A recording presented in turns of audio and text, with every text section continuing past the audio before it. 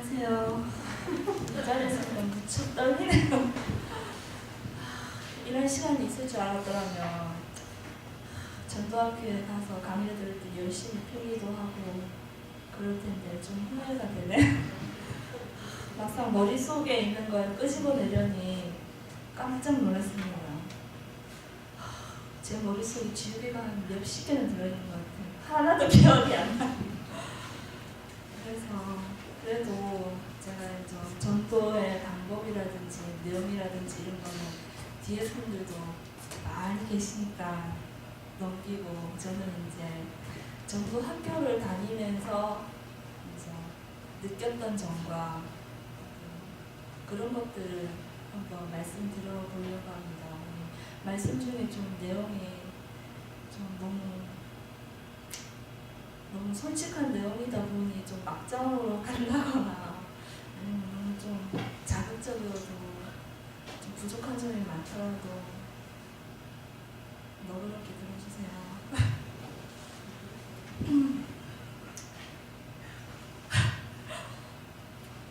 뒤에 분들이 웃는 소리가 이미 계신 줄 알고 박수랑 할까요?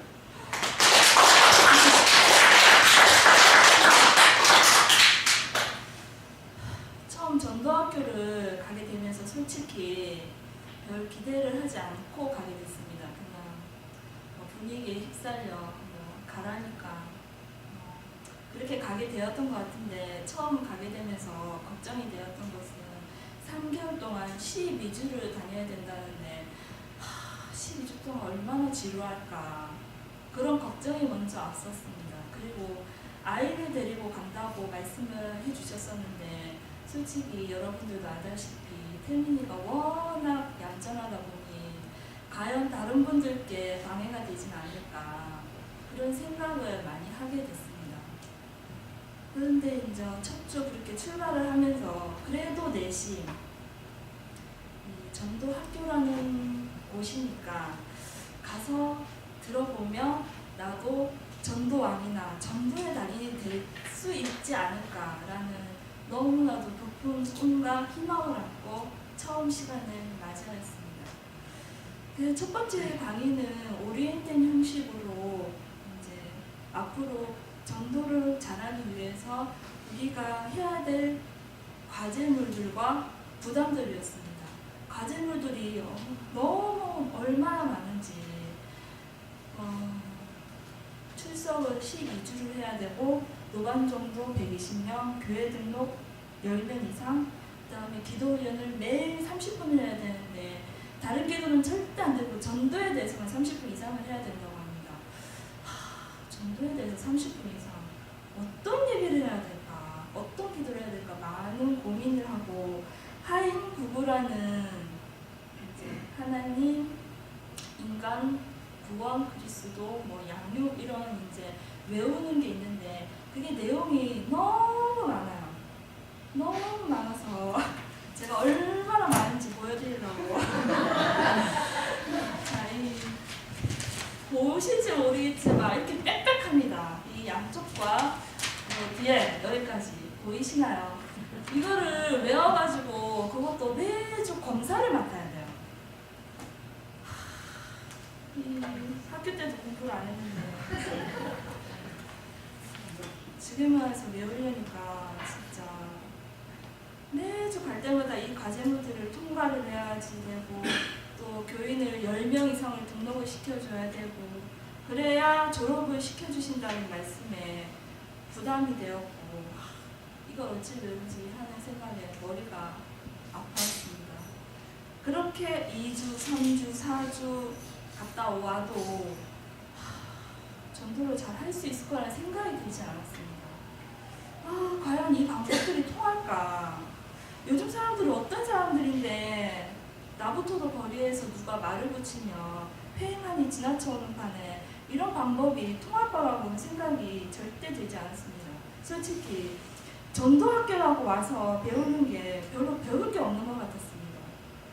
조금 실망스럽고, 다 아는 얘기인데 누가 모르나 그걸. 과연 이런 얘기들을 이렇게 돈을 주고 와서 들어야 될까.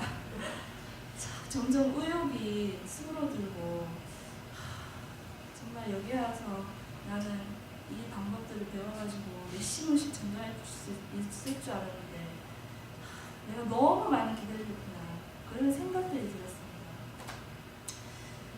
이 간단하게 하인 구구라고 있는데 참 여러분이 들어보시고 참 어떤지 한번 들어봐 주세요. 안녕하세요. 저는 북구에 사는 이민경입니다. 저는 오늘 선생님께 가장 귀하고 중요한 말씀을 드리려고 합니다. 잠시 시간 좀 내주시겠습니까? 이 말씀을 지나가는 분이 건다면 네 시간 내드리지요 말씀하세요 이렇게 말씀드릴 분 거의 안 계실 것입니다. 저 또한 됐어요 라고 그냥 지나쳐갈 것입니다. 이런 방법들이 과연 통할까 이런 의구심이 들면서 그냥 하루 갔다 그냥 두고 하루 다 갔다 그냥 오고 이런 형식이었습니다. 그런데 4주차, 5주차 드럼에 서면서 제 마음에도 변화가 생기기 시작했습니다. 어쩌면 제가 너무 교만해서 제 마음을 닫고 있었는지도 모르겠습니다. 아무 생각 없이 한 달을 다닌 것 같은데 그것이 아니었나 봅니다. 제 주관에서 생각하고 움직였는데 그것도 아마 제 착각이었던 것 같습니다. 강사 목사님들께서 하시는 말씀들이 어느 순간 마음에 들어와 맞아 그런 방법이 있구나 정말 이런 방법을 하면 나도 한번 할 수 있지 않을까 이런 생각을 하게 됐습니다. 그래서 그물 전도법이나 다른 이제 전도 방법이 나오지만 그건 이제 뒷분이라고 넘기고 그래 그런 방법들이라면 나도 한 번은 해볼 수 있을 것 같아라는 자신감이 조금은 들기 시작했습니다. 그런 자신감들이 송골송골 조금씩 올라오면서 전도학교 가는 시간이 매우 기다려지고 즐거웠습니다. 전도학교 가면 시간이 어떻게 흘러가는지 모르겠고 너무 재미있고 맞아 그런 방법도 있구나 이런 방법도 있구나 나는 왜 그걸 몰랐을까 이런 이제 제가 제 교만심을 조금 내려놓고 이제 받아들이기 시작했던 것 같습니다.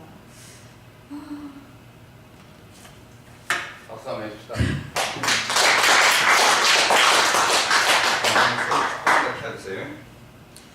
네, 같이 다니시는 분들과 하인 구두라고 아까 보셨죠? 그거를 이제 외우는데 다 못 외워서 가는 차량에서도 너도나도 조금씩 외우고 정말 제가 느낀 거 정말 이거 우리 어디 큰 시험을 보러 가는 듯한 큰 시험을 보러 가는 수험생 같은 그런 느낌이었습니다. 정말 전도학교 다니시는 분들은 아마도 집에서 자녀분들이나 남편을 붙들고 상대역으로 하인 구구 연습을 많이 하셨을 거라고 생각합니다. 저 또한 남편이나 태호를 붙잡고 하기 싫다는 거 억지로 옆에 세워두고 상대역 역할을 하면서 연습을 했던 것이 기억이 납니다.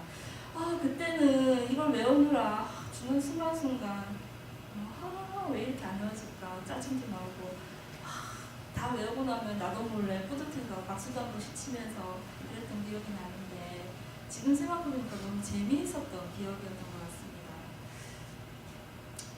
5주째, 6주째, 7주째 지나면서 못 외우겠어. 이걸 어떻게 외워? 그냥 안 외우고 10명을 어떻게 등록시킬까? 못하겠어. 그냥 우리 졸업장 받지 않을까? 이런 얘기도 했던 저와 다른 분들도 하나씩 외우고 등록을 시키면서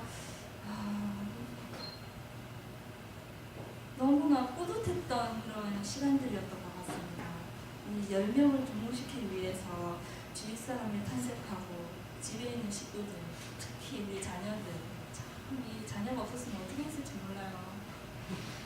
이렇게 인맥이 없는가 참 또 한 번 인맥을 넓혀야겠다는 생각도 많이 했고요. 참 이럴 때는 주위에 하나님을 믿는 분들이 많은 게 좋은 게 아니구나. 믿지 않는 분들이 많아야 등록을 많이 시킬 텐데 이런 생각을 한번 해봤습니다. 시간이 얼마 되지 않은 것 같은데 12주라는 시간이 훌쩍 지나가 버렸습니다. 강의를 들으면서 정말 많은 반성이 되었던 시간들이 많았습니다. 강의를 하시는 목사님들 말씀이 딱 저한테 하시는 말씀같이 사람들은 기도를 열심히 잘해놓고 뒤돌아서서 나갈 때 다른 마음을 먹는다는 그런 말씀을 하실 때는 딱 난데 맞아 내 말, 나한테 하는 말씀 같아라는 생각을 많이 했습니다. 생각해보니까 저 또한 그런 적들이 많았던 것 같습니다. 그야말로 제가 생각하기에 좀 가식적인 기도라고 생각이 듭니다. 기도를 할 때는 열심히 기도해놓고 하나님 전도를 해야 하는데 너무 어렵고 말이 떨어지질 않아요. 그래도 하나님께서 10명 주실 거죠. 제 입술에 능력을 주시고 말 붙이는 사람마다 교회로 올 수 있게 해주세요. 예수님으로 기도드립니다. 아멘 해놓고 뒤돌아 나가서는 제 마음에 다른 믿음이 있었었나 봅니다. 이 10명을 어떻게 해? 말도 안 돼. 한 번에 가자고 한다고 해서 한 번에 올 사람이 누가 있어? 안 오거라. 그런 이중적인 믿음이 있었던 것 같습니다. 주님께서는 심중을 보신다고 말씀하셨는데 내 믿음대로 될지어다라고 말씀하셨는데 주님께서는 제 말의 기도를 듣지 않으시고 제 마음에 있는 기도를 들으신 것 같습니다. 그동안. 그래서 아마도 제 기도가 응답이 많이 되지 않은 이유가 그런 이유들이지 않을까 싶은 생각이 들었습니다. 그런 것을 모르고 지금까지 기도를 했구나. 그냥 밑빠진 독에 물 붓고 있었구나. 이런 생각에 참 답답하고 제 마음에 쿵 하고 때리는 듯한 기분이 들었습니다. 믿는 대로 된다고 하셨는데 나는 말로만 믿는 대로 마음은 그러지 못했던 것 같습니다. 그 아주 내 믿은 대로 될지라는 아주 기초되는 그런 말씀인데 참 너무나도 조금 성도로서 부끄러움도 느꼈습니다. 이제는 기도를 할 때는 말과 마음을 같이 해야겠구나 라는 생각을 했고 나도 몰래 기도를 하고 돌아설 때 제 마음이 딴 믿음을 가지지 못하게 단속을 합니다. 지금 이 시대에는 전도를 하기가 정말 어렵긴 합니다. 제가 나가서 전도를 해봐도 너무 어렵습니다. 왜냐하면 지금 이 시대에는 사이비도 많아서 세상 사람들을 너무나 혼란을 주기도 합니다. 저 또한 혼란이 많이 올 거라고 생각합니다. 그런데 그동안 전도에 대해서 솔직히 생각하지 않은 것은 사실입니다. 저는 전도에 대해서 어떻게 생각을 했냐면 솔직히 모르는 사람에게 하나님의 말씀을 전한다는 게 좀 말을 걸면 무시하는 사람들, 지나치는 사람들이 많았기 때문에 왠지 무시당하는 것 같기도 했고 그냥 죽어서 지옥 가면 지 손해지 내 손해인가 그런 생각도 한 적이 있었습니다. 죽어봐야 알지 죽어서 효하면 지가 알아서 하겠지 이런 생각을 한 적이 많았는데 왜 전도의 상이 제일 큰지 제가 이제 전도학교를 다니고 전도를 하러 나가보고 느꼈습니다. 왜 이렇게 전도학교라는 강의를 몇십 년이 됐다는데 몇십 년을 계속 해오고 있는지 아마 그것은 전도보다 귀한 것은 아마 세상에 정말 없기 때문이지 않을까요? 우리 목사님께서도 말씀하셨듯이 사람을 보면은 정말 힘들 것 같습니다. 근데 솔직히 사람이 눈에 보이기 때문에 사람을 보지 않을 수가 없습니다. 그런데 우리가 사람을 보고 이 사람이 한 번 오고 내가 전도를 했는데 이 사람이 계속 뿌리가 내렸으면 하는데 두 번 안 온다면 마음의 시련이 올 수도 있습니다. 그렇지만 우리는 그저 주님이 시키는 대로 주님은 여왕벌처럼 우리는 그냥 일벌처럼 여왕벌이 일벌에게 나가서 그냥 꿀을 모으면 모아다 주는 것처럼 그냥 시키는 듯이 주님께서 하면 언젠가는 그것이 씨앗이 되고 열매가 될 거라고 믿습니다. 맛있는 음식도 먹어보라 해도 본인이 먹어보지 않으면 아마 맛있는 줄 모를 것입니다. 그거와 똑같듯이 세상 사람들도 본인이 먹어보지 않으면 모르겠지요. 그렇지만은 자녀를 사랑하는 부모의 마음으로서 부모가 자녀를 사랑하는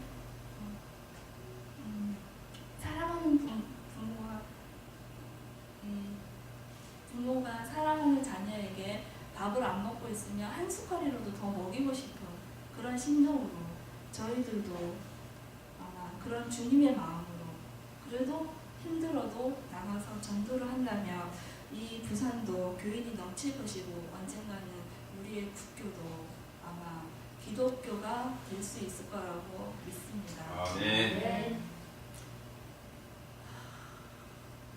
제 강의는 여기서 이제 끝나고 뒷분에게 넘기도록 하겠습니다. 부족한 강의였지만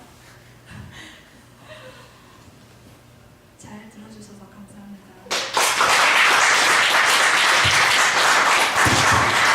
전도학교 12주를 하면서 이제 나름 느낀 점이나 또 이제 변화된 점을 함께 나누려고 합니다. 저 같은 경우는 이제 직장 생활을 하면서 처음에 일주일에 한 번이라고 이렇게 말씀을 하셔서 이제 그냥 이제 순종하는 마음으로 하긴 했는데 이제 조회하는 중에 이렇게 나와야 되니까 그런 좀 어려움이 있었습니다.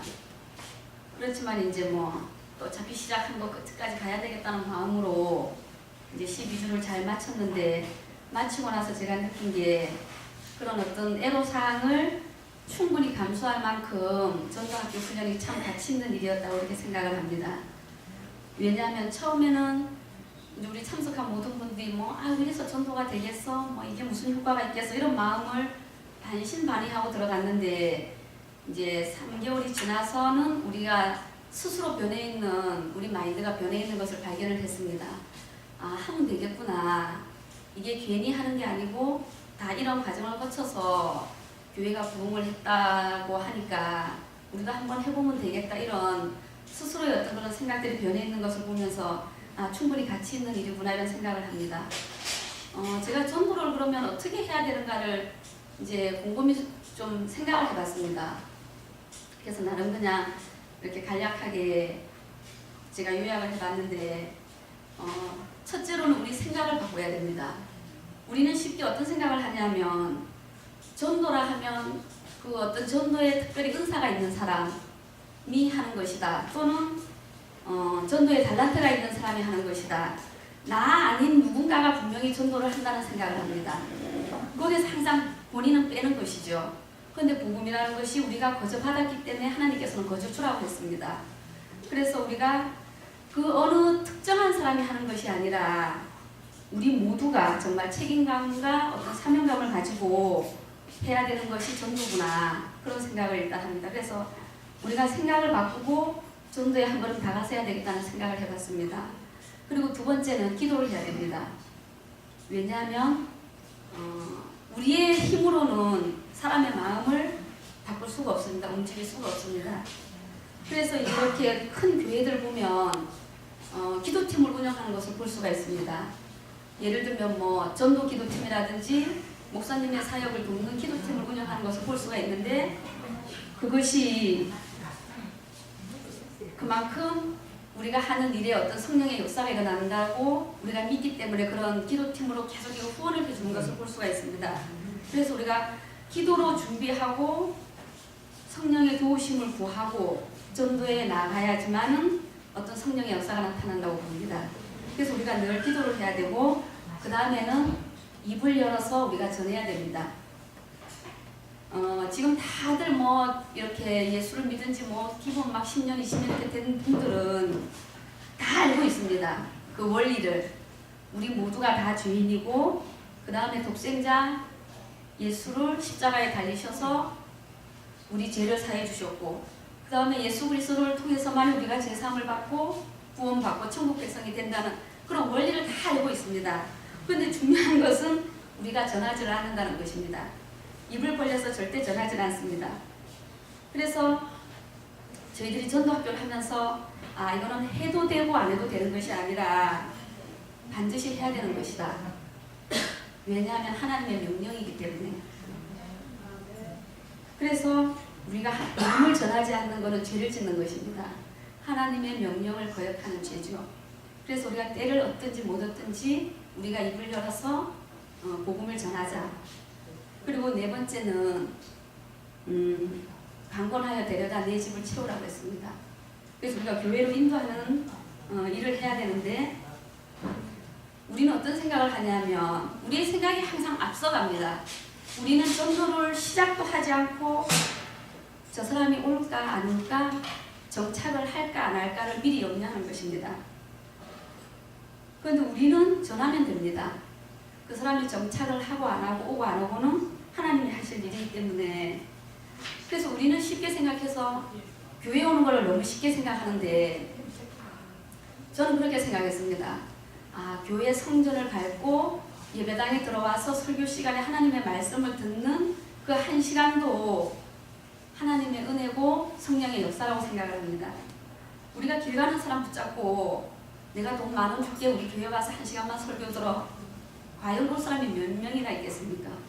그래서 성전들을 밟고 설교 시간에 참석하는 것만으로도 우리가 그건 또 성령의 역사입니다. 그래서 이번에도 이제 그 어린 학생들이 이제 많이 와가지고 이렇게 들었는데 지금은 당장 열매가 보이지 않지만 그들이 그 어떤 들었던 설교로 인해서 하나님 앞에 어떻게 쓰임 받을지는 아무도 모르는 것이기 때문입니다.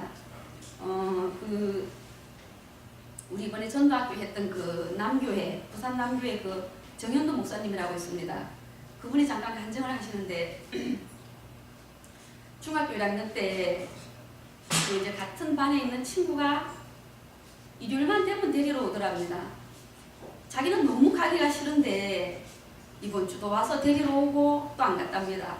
그럼 또 그 다음 주가 되면 또 데리러 오고 그러기를 이제 한 서너 번 반복을 하니까 옆에서 지켜보던 형이 이제 예수 믿지 않는 형이 보면서 사내 자식이 이제 의리가 없다.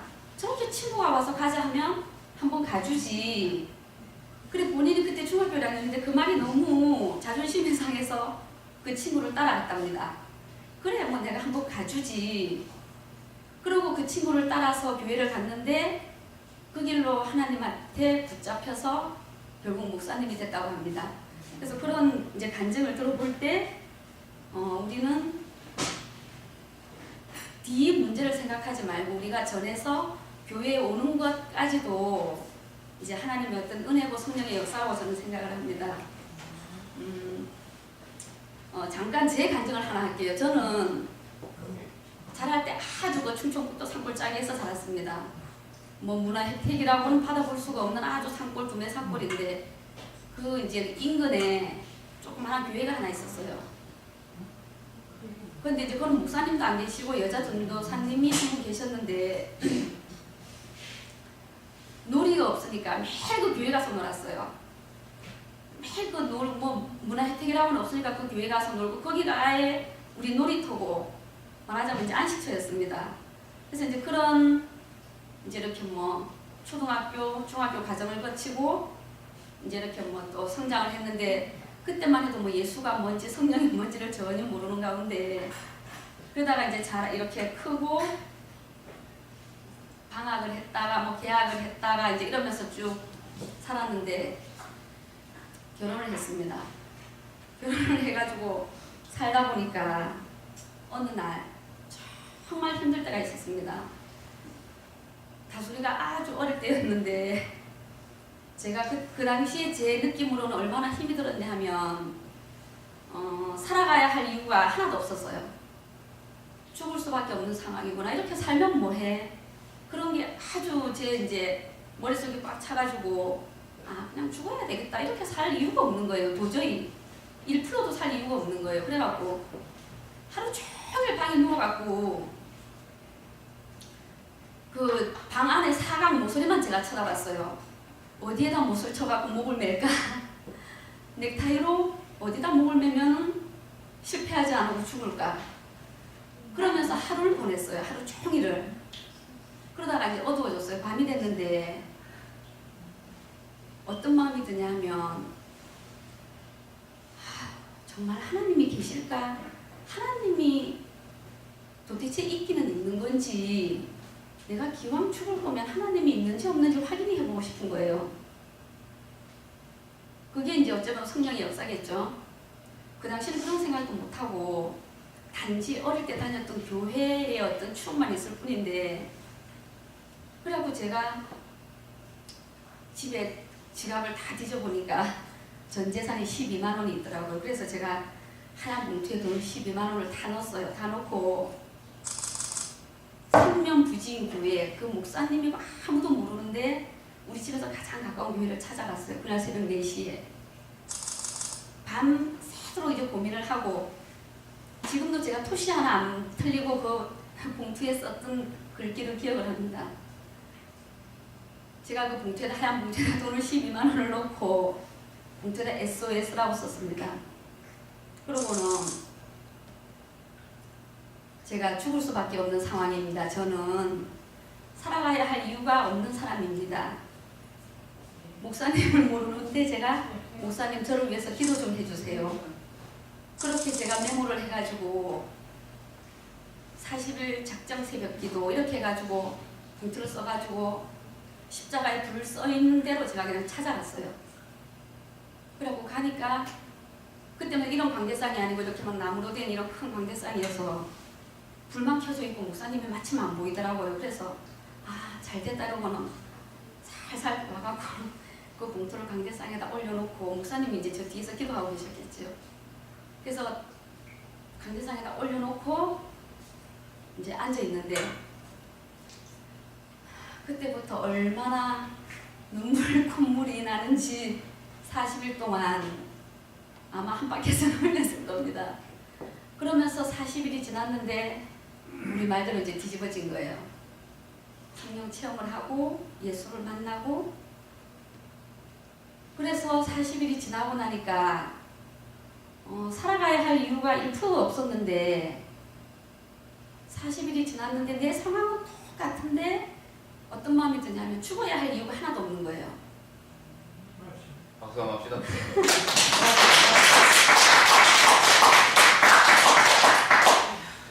그래서 제가 그런 걸 생각해보면 지금 주일학교 애들도 저는 예사로 안 보입니다. 쟤들이 아무것도 모르고 교회당에서 뛰어놀지만 하나님은 열매가 언제 맺힐지는 아무도 모릅니다. 그렇지만 하나님이 구원하시기로 작정한 사람은 언젠가는 구원한다는 것이죠. 그래서 제가 어린애들 보면 항상 귀하고, 어린이든 뭐 어른들이든 나이 어린 꼬맹이들이든 보면 저는 항상 귀하게 생각을 합니다. 그래서 우리는 때를 얻든지 못 얻든지 어떤 이유 여하를 막론하고 우리는 전도해야 되는 사명이 있는 사람들입니다. 올해 우리 교회 목표가 그 성에 큰 기쁨이 있더라입니다. 빌립이 사마리아 성에 내려가서 백성들에게 복음을 전할 때 표적과 기사가 일어나고 많은 사람들에게 붙어있던 귀신들이 떠나니 그 성에 큰 기쁨이 있더라. 제가 이 말씀을 보면서 우리가 복음을 전할 때 죽어가는 수많은 영혼들이 구원을 받고 천국 백성이 되니까 그 성에 큰 기쁨이 있더라. 그렇게 적용을 해봅니다. 할렐루야. 이걸로 제 강의를 마치겠습니다.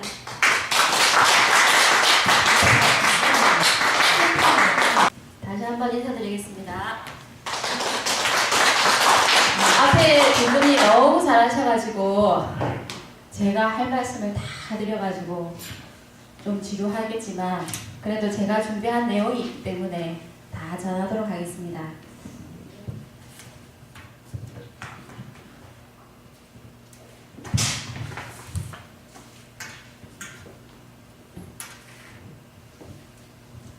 우리가 전도를 처음 시작할 때는 노방전도라고 해서 우리 초창기에는 노방전도를 정말 많이 했습니다.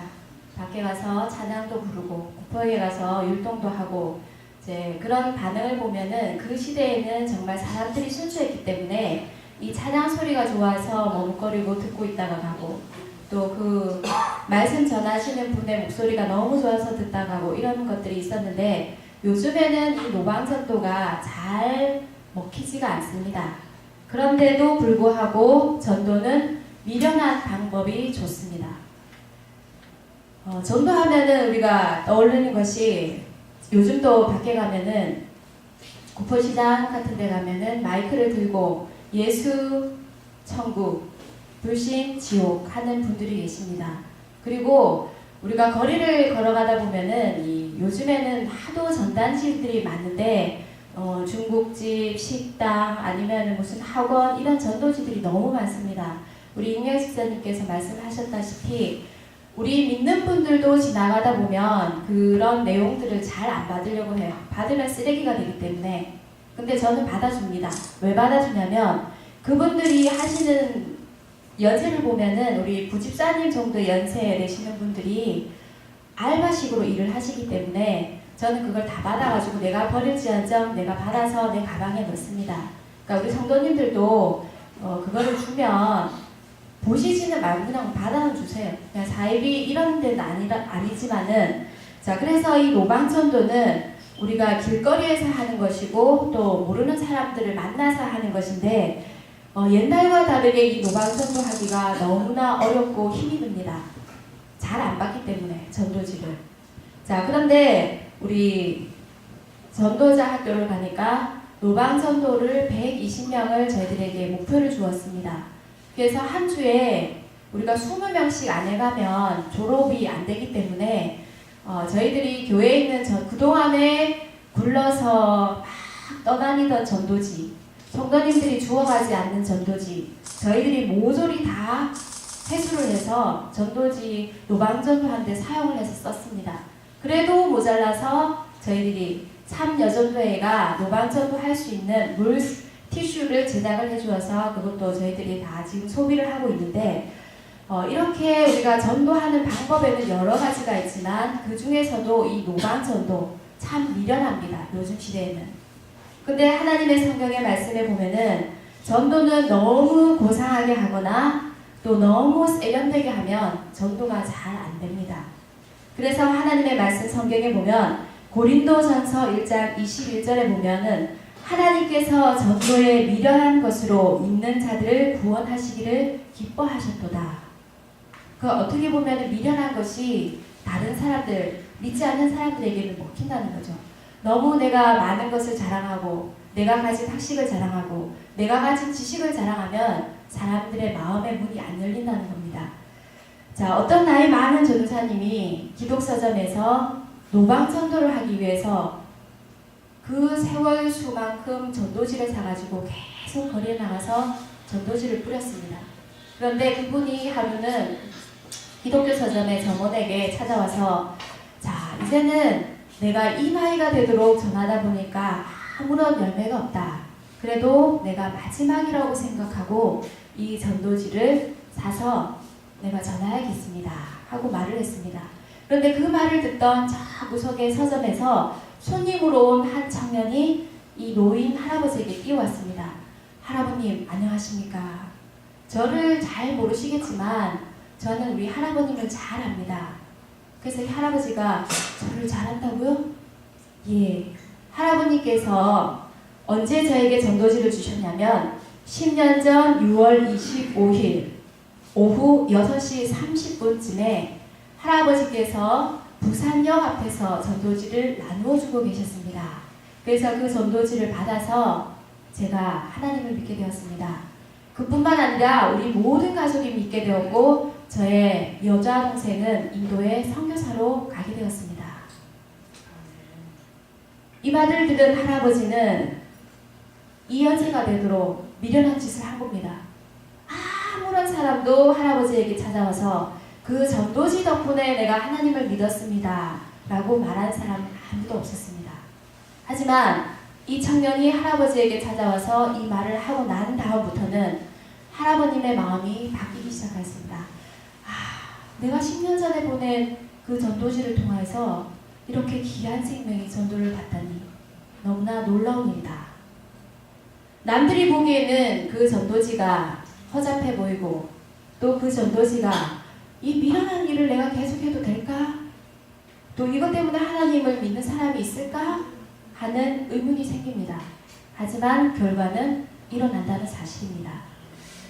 전도를 못하는 이유에 대해서 우리 한국교회의 대답은 이런 대답이 있습니다. 두려움과 부끄러움 때문에 전도하는 방법을 제가 잘 모릅니다. 시간이 없습니다. 주위에 전도할 사람이 아무도 없습니다. 전도의 필요성을 제가 못 느낍니다. 구원의 확신이 없습니다. 이러한 다양한 방법들을 한국교회에 물었더니 대답을 하였습니다. 그러나 우리에게는 전도해야 하는 아주 중요한 이유가 우리에게 있습니다. 우리 다 같이 찾아보도록 하겠습니다. 고린도전서 9장 16절 말씀을 우리 찾아보도록 하겠습니다.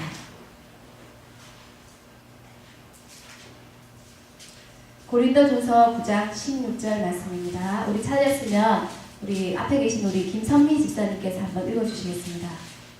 내가 복음을 전할지라도 자랑할 것이 없으면 내가 부득불 할 일임이라. 만일 복음을 전하지 아니하면 내게 하가 있을 것이로다. 예, 하나님께서는 우리에게 전하지 않으면 화가 있을 것이라고 우리에게 분명히 말씀하고 계십니다. 이 세상에 생명보다 귀한 것은 아무것도 없습니다. 우리 장 집사님께서 1% 살아가는 것이 없기 때문에 죽음을 선택하여서 다시 봤더니 그 생명이 너무나 귀중하기 때문에 1%에 죽을 것이 없기 때문에 다시 살으신 것처럼 이 세상에는 하나님께서 허락하신 생명보다 귀한 게 없다라는 것입니다. 다른 사람에게는 줄 수 있는 것 중에 새 생명보다 귀한 것이 아무리 찾아봐도 없습니다. 성경은 그리스도께서 죄인을 구하러 오셨다는 사실을 우리에게 분명하게 가르쳐 주시고 말씀하고 있습니다. 우리는 이 생명을 살리는 일을 아주 중요하게 생각해야 되고 귀하게 생각해야 되고 우리의 사명으로 생각해야 합니다. 중국인 기독교 지도자인 리가라는 분이 계십니다. 이분은 미국 사람들에게 말씀을 전하고 나서 그 많은 사람들에게 이러한 질문을 받습니다. 중국에는 이미 유교가 있는데 왜 이렇게 기독교를 전해야 합니까? 라고 질문을 합니다. 그때 이분이 하신 말씀 세 가지가 있습니다. 먼저 공자는 선생이었으나 그리스도는 구세주였다는 것입니다. 중국은 선생을 필요로 하기보다는 구세주를 필요로 하기 때문에 내가 전합니다. 두 번째 이유는 공자는 죽었으나 그리스도는 살아있다는 사실입니다. 중국은 부활하신 구세주를 필요로 하기 때문에 내가 전하지 않으면 안 됩니다. 세 번째는 공자는 어느 날 그리스도 앞에 서게 될 것이며 그리스도의 심판을 받게 될 것이기 때문에 내가 중국인 사람들에게 전하지 않으면 안 됩니다. 리가 이분은 모든 사람에게 구원의 길을 알려주고 그리스도를 믿는 사람들이 많아지기 위해서 자기가 노력을 하였습니다. 기독교가 들어가기 힘든 중국 땅에 가서 자기의 온 신의 힘을 다해서 하나님의 사랑을 전한 것입니다.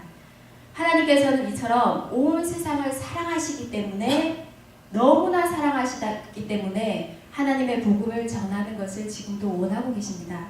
우리가 너무나 잘 알고 있고 암송하는 말씀 요한복음 3장 16절 하나님이 세상을 이처럼 사랑하사 독생자를 주셨으니 이는 저를 믿는 자마다 멸망치 않고 영생을 얻게 하려 하시니라.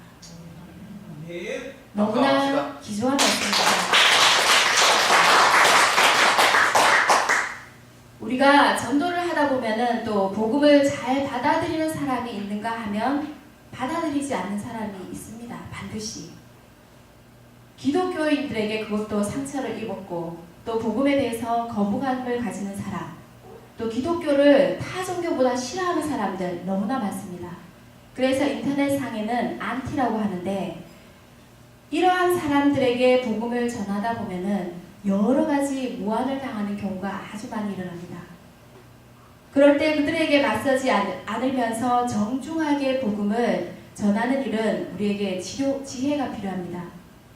복음을 들고 이리들이 우글거리는 곳에 가서 그 많은 이리들을 이기려면 우리에게 뱀 같은 지혜가 필요합니다.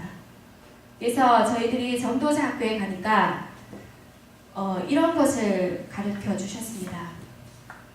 거절 처리의 자세라고 가르쳐 주셨는데 거절 처리의 자세는 그분이 저에게 어떤 이제 전도를 할 때에 안녕하십니까? 저는 구포에 사는 이숙희라고 합니다. 이렇게 전도를 하실 때에 또 어떻게 해야 되냐면 저는 구포에 사는 김을교 장로님이라고 합니다. 이렇게 말을 하면 처음부터 거부감이 생긴다는 거죠. 아, 저 사람이 나에게 전도를 하려고 저런 말을 하는구나. 그래서 처음에 인사를 할 때는 안녕하십니까? 저는 구포에 사는 이숙희라고 합니다. 제가 선생님에게 지금부터 진정한 하나님의 사랑에 대해서 말씀을 드리려고 하는데 그 사랑 한번 들어보시겠습니까? 이렇게 말을 하면은 네, 들어보겠습니다. 시간 있습니다. 이렇게 말하시는 분이 별로 없습니다. 아니요, 시간 없대요. 저 바쁜데요. 근데 우리 전도사학교의 목사님께서 아니 그래도 한 번만 조금만 시간을 내주시겠습니까? 이렇게 자꾸 접근을 하는 거죠.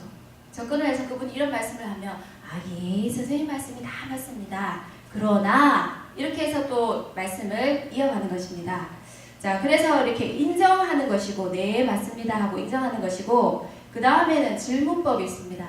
질문으로 대화의 분위기를 바꾸는 거죠. 선생님께서는 지금까지 살아오시면서 죄를 지어보신 적이 있으십니까? 근데 우리 기독교인들은 다 죄인인 것을 고백하고 알고 인정합니다. 그런데 세상 사람들은 자기가 죄인이라고 하면 기분 나빠합니다. 아니 지나가다가 내보고 시간 내라고 하더니 왜 내보고 죄인이라 하냐. 우리 이영선 집사님 죄에 대해서 어떻게 생각하십니까? 본인이 죄를 지은 게 있는데 어떤 게 죄를 지었다고 생각하세요? 수없이 많으니까. 수없이 많으니까 셀 수가 없습니다. 우리 문길영 집사님. 미투입니다. 네? 미투? 반사. 박미경 집사님. 저도 많아요. 이렇게 기독교인들은 당연시 그거를 인정을 해요. 근데 기독교인 아닌 믿지 않는 사람들은 내가 왜 죄인가? 거기에서부터 거부감이 생깁니다. 그래서 찾아내야 돼요. 그 죄를. 도둑질하는 것도 죄고 선생님, 그 다음에 거짓말하는 것도 죄가 됩니다. 그리고 우리가 아이들을 가르칠 때에 한 번씩 욕은 아닌데 알펜더스로 하는 거 있죠. 그렇게 하는 것도 아이들의 영혼을 죽이는 거기 때문에 죄입니다. 하나하나씩 이렇게 질문을 해 들어가면 거기에 뭔가가 딱 걸리게 되어 있습니다. 그래서 이렇게 질문을 하는 질문법이 있습니다. 그리고 또 묵살법이라고 있는데 이 묵살법은 자꾸 이게 전도를 하다 보면 진행을 해가서 앞으로 나가야 되는데 진행을 못하도록 자꾸 어떤 엉뚱한 짓을 하는 분들이 계세요. 그럼 그거를 그냥 예, 선생님 말씀은 나중에 듣고 제가 먼저 말씀드리겠습니다. 그 질문에 대한 묵살을 해야 됩니다. 자, 그 다음에 정면 대응법. 비방을 하거나 지나친 흠담을 할 때에 양해를 구하고 정면 대응하는 것입니다. 우리 이민경 집사님 같은 경우. 지옥 가면 지가 지옥 가지 왜 내가 그 사람을 구원해서 지옥을 안 보내고 천국에 보내야 되냐. 이렇게 반발하고 방박하는 사람들에 대해서는 우리가 힘있게 그것을 정면 대응할 수 있는 것을 우리가 예비를 하고 있어야 된다는 거죠. 그 다음에 후퇴법. 저 사람은 막가파예요. 막장이에요. 근데 거기다 대고 계속 설명을 하다 보면 진이 빠지고 이게 은혜가 안 되니까 이제 후퇴를 해야 됩니다. 그 다음에는 인내법이 있습니다. 전도 대상자가 논쟁을 하면서 물러서고 또 전도 대상자가 잠잠하면 전도를 시작하고 또 전도 대상자가 느슨해지면 기회를 잡아서 또 다시 끈기 있게 그 사람을 탁 나가채는 거죠. 그래서 이러한 방법들을 통해서 우리가 전도를 해나가는 것입니다.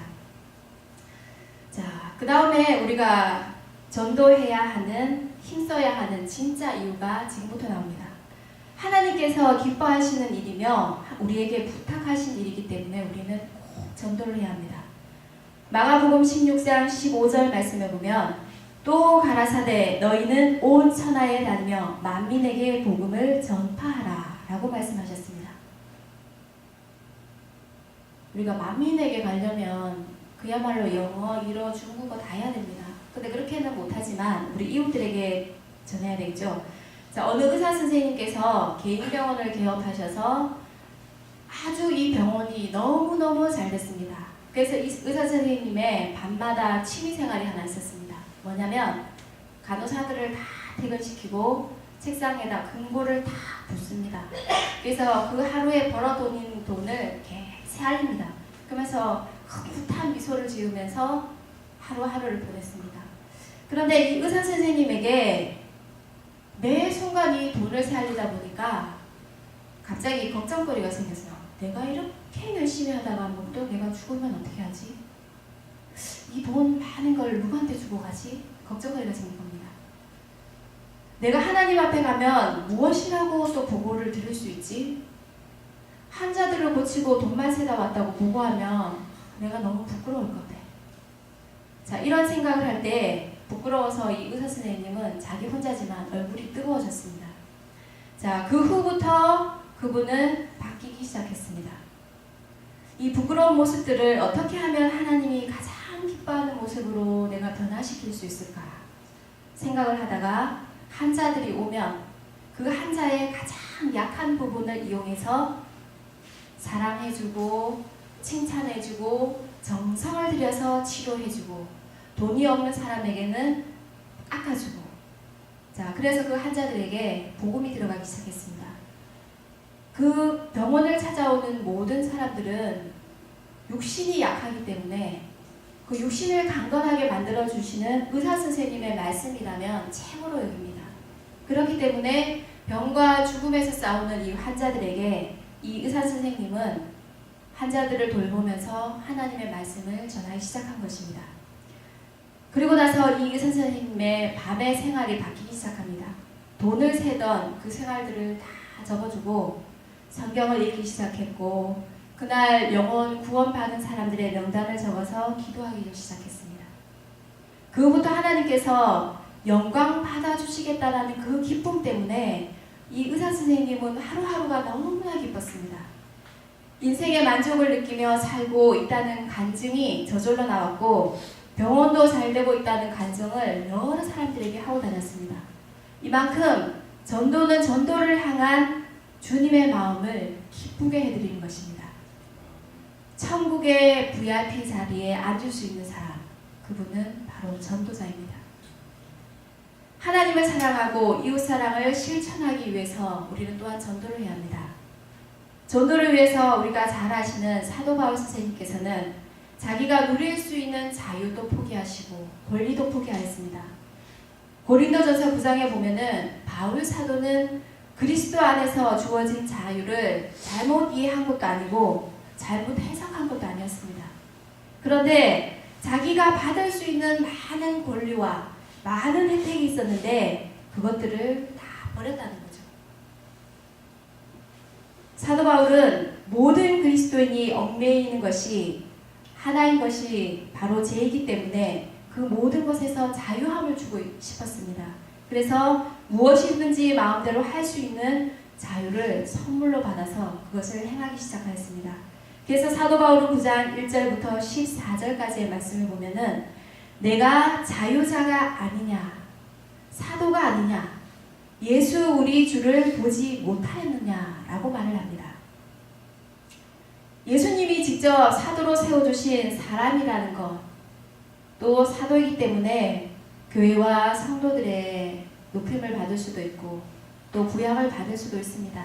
근데 그 권리를 다 포기했다는 것이죠. 왜냐하면 하나님께서 사랑하시고 하나님께서 아끼시는 이웃들에게 사랑을 실천하기 위해서입니다. 바울이 이런 말을 하는 이유는 바로 고린도 교인들이 역시나 자신과 같이 절제하는 삶을 살기를 원했기 때문입니다.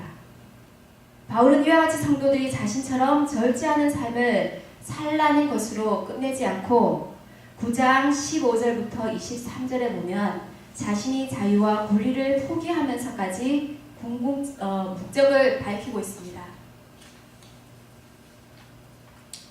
우리 고린도후서 찾아보도록 하겠습니다. 고린도후서 9장 15절 말씀입니다.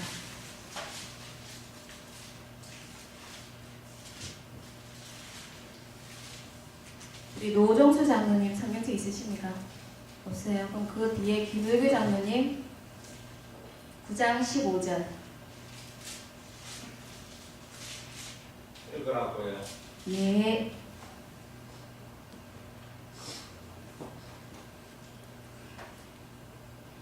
잘 안 보이시나? 말할 수 없는 그의 은사로 말미암아 하나님께 감사합니다. 하나님께 고린도후서라 했죠 제가. 네. 잘못했습니다. 죄송합니다. 고린도전서입니다. 그 말씀이 틀리더라. 고린도전서 9장 15절입니다.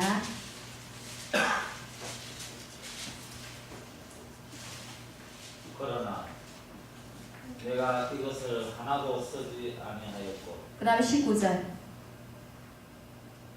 내가 모든 사람에게서 자유로우나 스스로 모든 사람에게 종이 된 것은 더 많은 사람을 얻고자 합니다. 아멘. 사도 바울은 이렇게 자기가 쓸 수 있는데도 불구하고 그것을 포기할 수 있었던 것은 많은 사람들에게 자기가 받은 자유, 하나님께서 허락하신 자유를 모든 사람들에게 그것을 체험시키고자 그것을 포기하신 것입니다. 그래서 우리의 궁극적인 목적은 다른 사람의 구원이 우리의 목적이 되어야 합니다.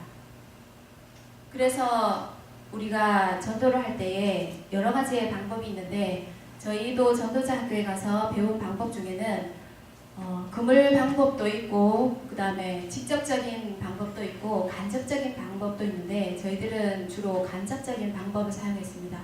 어떻게 사용했냐면 우리와 연관된 자녀라든지 또 남편이라든지 아니면 가족, 지인 이런 분들을 우리가 활용을 해서 도구를 활용을 한 거죠.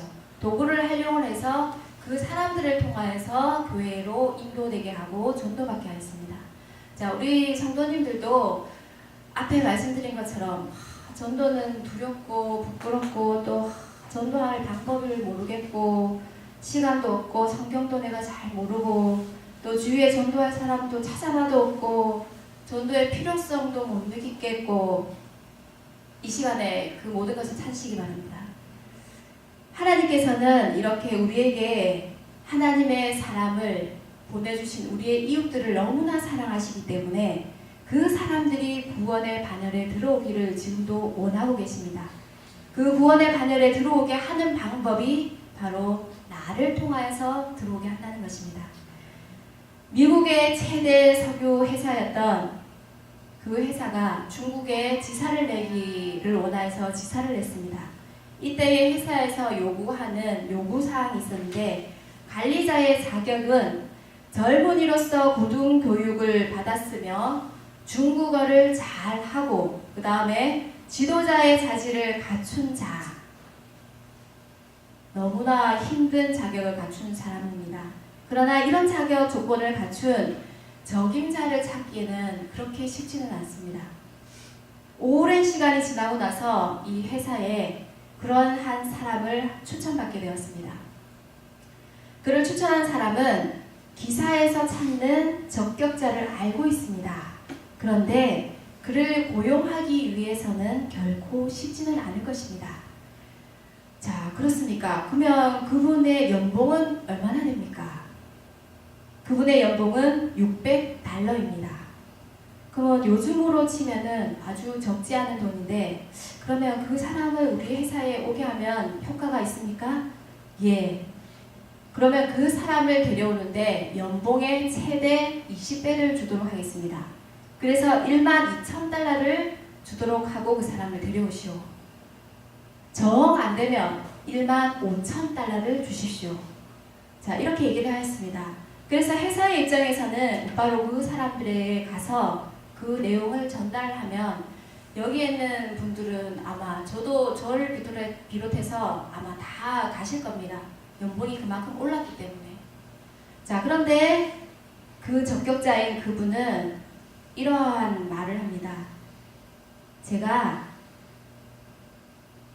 $15,000를 받고 중국 사람들에게 석유를 파느니 지금처럼 $600를 받고 중국을 그리스도께 인도하는 일이 훨씬 큰 일입니다.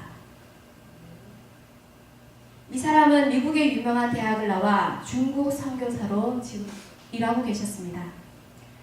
많은 사람들이 그 유혹에 넘어갈 것입니다. 그런데 이분의 중심에는 하나님의 사랑과 하나님의 구원을 전하는 것이 목적이었기 때문에 그 많은 돈은 밑거름밖에 되지 않았다는 것입니다. 그래서 그는 그 제안을 거절하고 나서 복음을 전하는 일에 더 힘을 가하셨습니다. 우리 성도님들은 지금 이 말씀을 듣고 어떤 생각이 드십니까? 다른 사람을 위해서, 전도를 위해서 우리는 과연 어떤 것을 포기해 보셨습니까?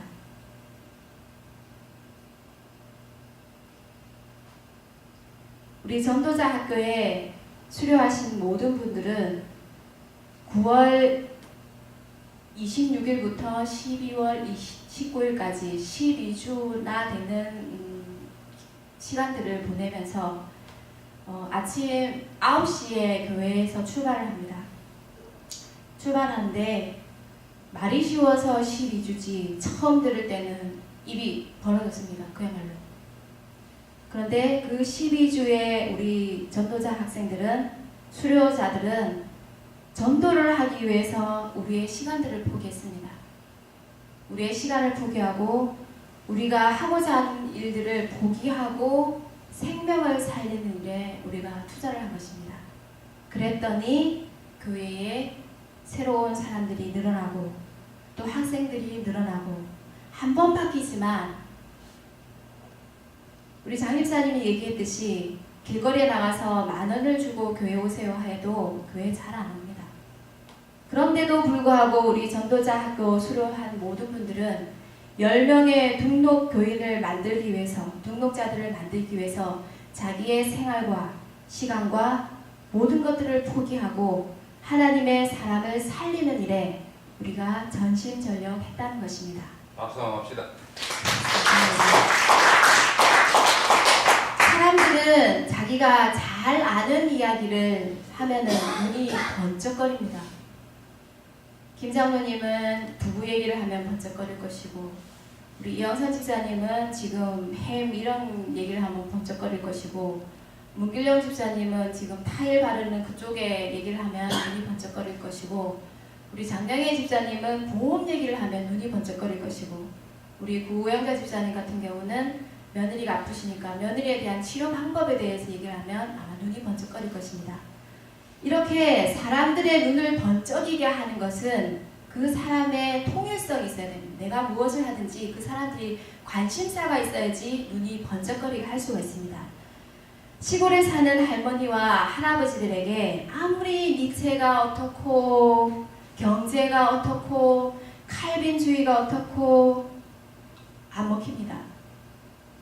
아무리 얘기해도 그 얘기가 무슨 얘기야 하고 눈만 깜빡깜빡 하십니다. 그리고 도시에 태어난 사람들에게 어렸을 때 나는 시골에서 수박서리도 해봤어요. 보릿고개를 넘었으며 소나무 껍질을 벗겨 먹었다고 아무리 그럴듯하게 얘기를 해도 도시에 태어난 사람들은 그 얘기가 무슨 얘기인지 동요를 못해요. 그런데 많은 사람들이 귀가 번쩍이고 눈이 번쩍이는 이야기가 있습니다. 뭘까요? 우리 세문의 집사 뭘 것 같아요? 천국, 지옥, 또 이 얘기를 하면 사람들이 눈이 번쩍거려요. 네? 맞아요. 돈 얘기하면 자다가 도 번쩍 일어납니다. 이거는 사람들이 다 사용을 하고 쓰기 때문에 돈 얘기를 하면 사람들이 돈 얘기 저 어떻게 해서 벌었지? 얼마 벌었지? 이렇게 자꾸 그쪽으로 귀가 이렇게 번쩍번쩍하고 눈이 자꾸 갑니다. 자, 이것처럼 관심사가 어디에 있는지에 따라서 사람들을 동의시킬 수도 있고 사람들을 이끌 수도 있습니다.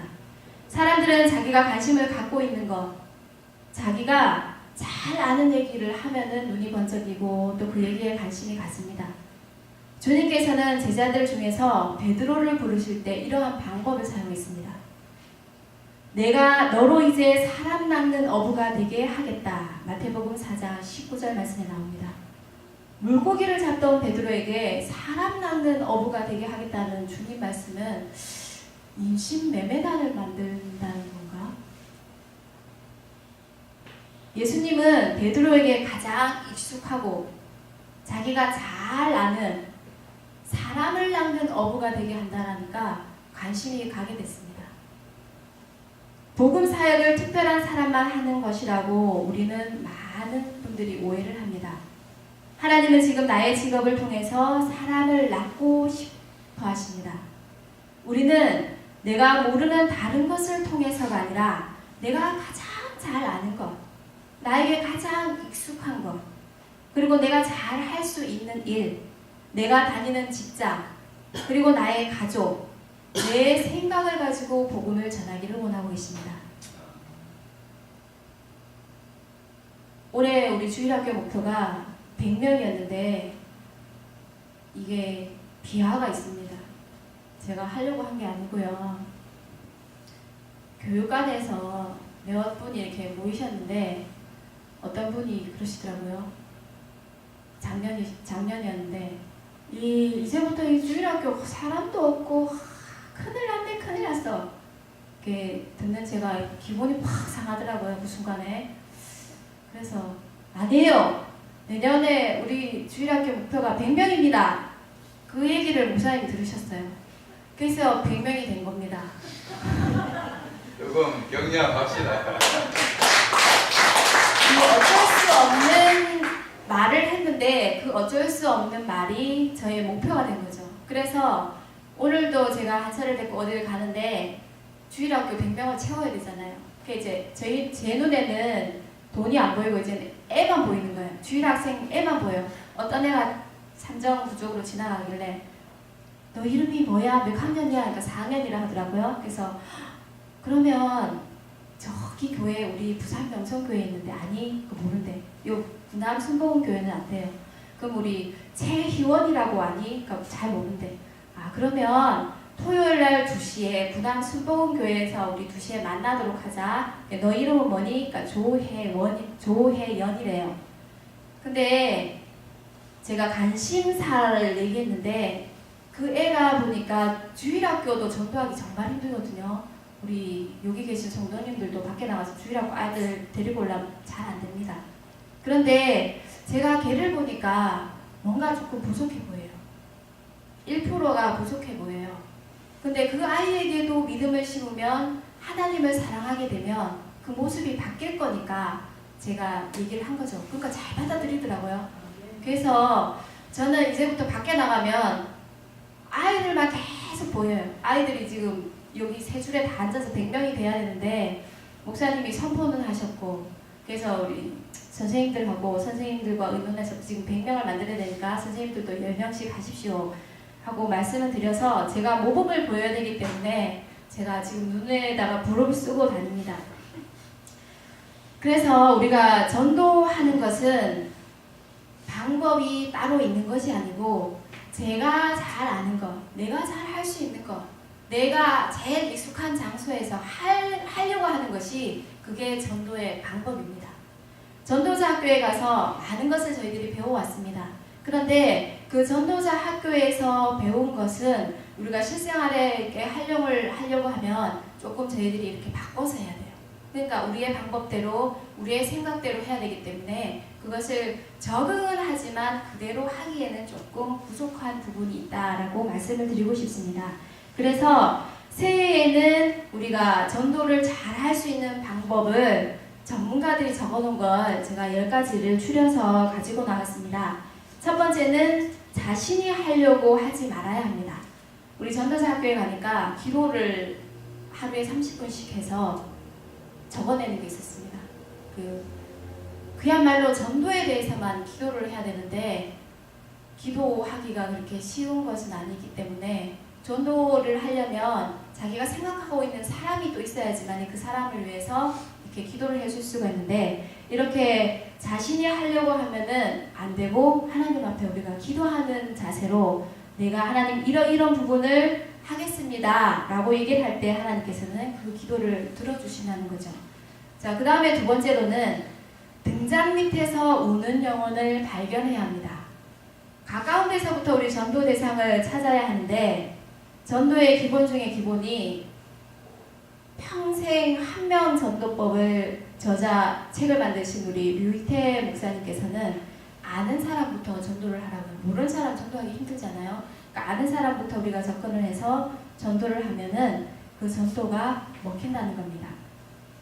그 다음 세 번째로는 보고 또 보고, 무슨 연속극 드라마 제목 같은데, 전도에 있어서 자주 대면한 만큼 지름길은 없다고 합니다.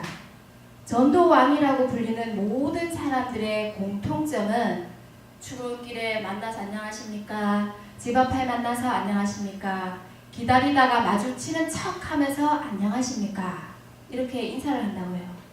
저희들도 인사하는 법을 잘 익혀가지고 자주자주 부딪혀가지고 이 법을 사용하시기 바랍니다. 그 다음에 칭찬으로 시작하라. 이제 그분을 만나면 한결 젊어 보이십니다. 어떻게 이렇게 꿀 피부를 갖고 계십니까? 키가 너무너무 작아도 아주 아담 사이즈고 예쁘시네요. 이렇게 칭찬을 해주라는 거죠. 그 다음에 겸손은 유일한 미천이다. 이제 전도한다는 사람이 거만한 모습으로 전도하면은 그래 니 잘났다, 니 나이 먹어라, 그 전도가 안 먹힌다는 거죠. 그렇기 때문에 전도할 때는 남을 비방해도 안 되고 비난해도 안 되고 내가 가지고 있는 것을 자랑해도 안 됩니다. 그렇기 때문에 겸손한 자세로 하나님 앞에 그 사람을 인도해야 한다는 것입니다. 그 다음에는 성격과 기질을 잘 알아야 합니다. 막무가내로 내가 저 사람을 전도해야 되겠다 생각을 하고 막무가내로 들어가서 자기의 성격대로 그 사람을 전도하다 보면은 역효과가 일어난다는 것이죠. 자, 그 다음에 7번째로는 교회와 상호 협력해야 합니다. 전도자의 사명은 대상자를 좋은 교회의 자리에 잘 자리 잡도록 앉히는 것인데, 전도에 있어서 교회의 역할이 50%고 나의 역할이 50%입니다. 그렇기 때문에 우리가 서로 상호 협력하여서 전도해야 된다는 것입니다. 그리고 8번째는 전도자가 곧 크리스천의 거울이 되어야 합니다.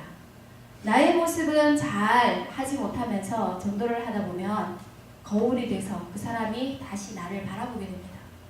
그렇기 때문에 항상 전도를 할 때는 나의 모습을 한 번 더 살펴보고 전도하라는 것입니다. 그 다음 9번째는 내가 먼저 성령을 체험해야 합니다. 전도의 가장 중요한 것이 전도자가 성령을 체험하였는지 안 하였는지, 또 그 기쁨을 전하지 않고는 못 빼기는 이 열정이 있어야 되는데 그 열정이 없으면 전도하는 것이 힘이 든다는 것입니다. 마지막으로 영혼을 진심으로 사랑하라는 것입니다. 천국의 생명책에 기록되게 할 수 있을 만큼 그 사람을 사랑하고 아껴주고 그 사람을 위해서 기도해주고, 마지막으로 우리의 능력 있는 순수한 복음이라는 것은 죄에 대한 대가로 지옥에 갈 수밖에 없는 저와 모든 분들을 하나님께서 예수 그리스도의 십자가의 사랑과 보혈의 피로 우리를 구원하여 주셨습니다. 그 사랑이 너무나 감사하기 때문에 우리는 전하지 않으면 안 된다는 것입니다. 자, 그래서 우리 마지막 성경 말씀 한번 읽어보도록 하겠습니다. 다니엘서 12장 3절 말씀입니다.